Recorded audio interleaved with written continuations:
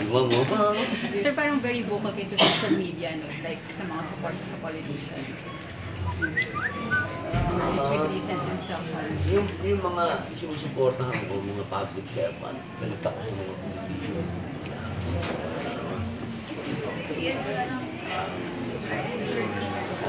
Hindi naman ako naging masyadong vocal, hindi sila akong hold up. Hindi namin hold up sila. May karapatan na ako yung banatan sila. Ang mali sila, banatan. Hindi talaga sila. In-hold up nila ako, in-hold up nila tayo. Ang mali sila, manda sila sa akin. Kung tama sila. Pero nabasa ko po na parang you're supporting parang pumunta sa Hong Pinipilas para Kasi original ako. Hindi, wala pa yung sigat. Kasama ako lagi ng dama.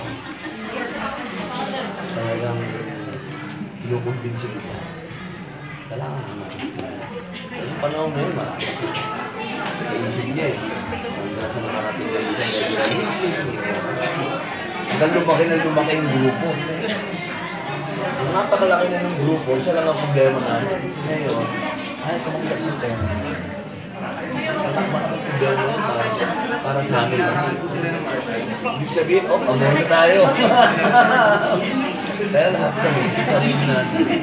Gumagastos kami, lahat ng pero okay lang, kasi para sa amin, hindi naman para sa kanya yun eh, para sa Pilipinas naman yun.